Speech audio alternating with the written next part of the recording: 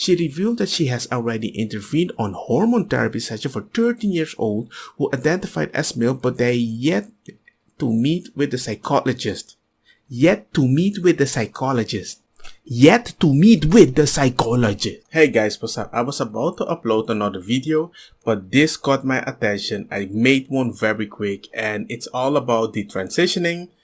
A lot of people trying to hide this video. She's getting very popular, this lady. Now lady again. It's messed up. Just look at this interview, and then we will look through some articles, okay? Remember, watch, and then comment at the end. It's a moving interview, and there's a lot more of it in the episode. Helena joins us on set now. Helena, thanks so much for coming out. There's something so sad about that. First of all, thank you for speaking up, because your voice does matter, I think, in this conversation. But you felt what every young woman I've ever met felt at a certain age, which is uncomfortable with yourself. And it feels like you were exploited at that moment of weakness. Yeah, absolutely. I mean, as you said, it's completely normal for not only young girls, but often young boys too, to feel uncomfortable with themselves, uncomfortable with their body. But we have this ideology that is especially prevalent online that says that if you have those feelings, that means you're trans. I mean, there are literally people who say, if you don't even like your voice on a recording, that's a sign of gender dysphoria, and you need to go see a medical professional because you're trans. Talk about taking advantage of people. So how do you, and this is all explained in greater depth in the documentary, but how do you feel now at 23 looking back on what happened? I feel honestly grateful for the experience because it's taught me a lot about the world and about myself, but I really feel afraid for these other young girls like myself who they might not be. You know, I consider myself lucky that I was able to get out of it unscarred really medically, but there's so many young people who can't say the same, and psychologically as well. I mean, it's just devastating to, especially from a young age, be lied to by adults at school and by medical professionals and told that your body is wrong, you need to change it, you need to get hormones, you need to get surgeries. That's devastating for a young person. So I'm just really concerned for younger girls and boys like I once was, yes, being led down this path and being hurt by it. It's a failure of male leadership, of adult leadership, and it does seem like some of the steps are medically irreversible. Absolutely. I mean, there's all sorts of, you know, the White House actually just put out a chart yesterday that says that some of these steps are reversible or partially reversible, but that's such an oversimplification of the truth. I mean, when you go on a cross-sex hormone, like that's going to give you not just physical changes, but psychological experiences that you can't just act like they never happened. You can't just take it back. Yes. And especially with surgeries, you know, a breast implant after a mastectomy is not the same thing as never having your breast taken off in the first place. So there's a lot of young women who are going through that, who had a double mastectomy at 16, 17, 18 years old, or even younger, that happens, who, you know, there's nothing you can really do to put that feeling of oneness and safety in your body back. It's heartbreaking. I hope people are hearing you with open minds, with tolerance. Are they? There's a lot of people out there, especially parents, who are really thankful for what I'm saying because they see that their young girl or their young boy is going through this, and the school is telling them, you need to affirm them, they're trans, you need to transition them. All their doctors are telling them you need to transition them. And these parents, they know that their child should not be having these cosmetic procedures. So there's a lot of parents who are really thankful. There are other young people who are really thankful that I'm saying what I'm saying, but obviously, you know, you have the trans activists and the trans community that exhibits some very unhealthy kind of cult-like dynamics who are really upset about this. Man, you are so articulate and thoughtful at 23. It's remarkable. Thank you. People who have suffered like you have sometimes get deeper. Yeah, you learn a lot. Like I said, I learned a lot. You do. Thank you. Thank you. I worry life-changing trans trend has gone too far, says the leading psychologist of 30 years, who's trans herself. Really?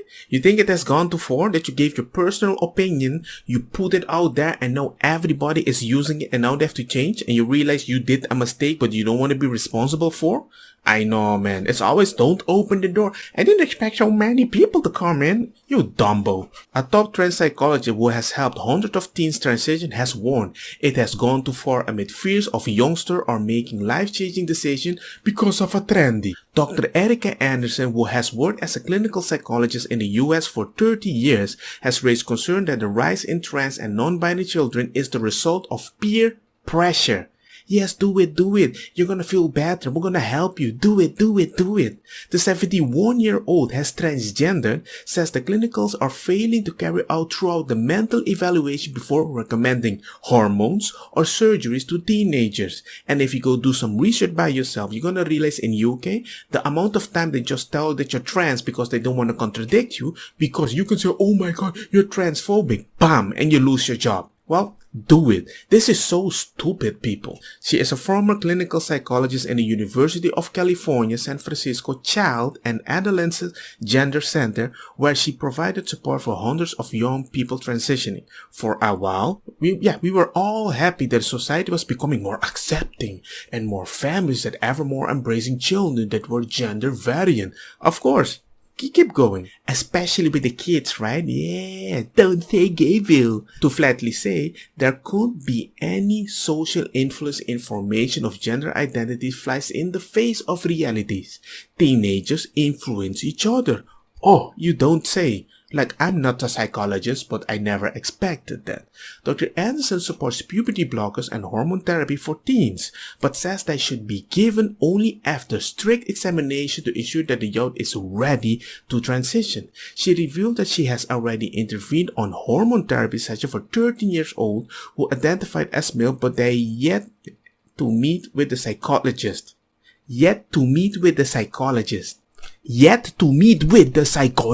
And she has warned fellow members of the American Psychologists Association Committee tasked with writing transgender healthcare guidelines to pursue rigorous evaluation of patients to avoid committing malpractice.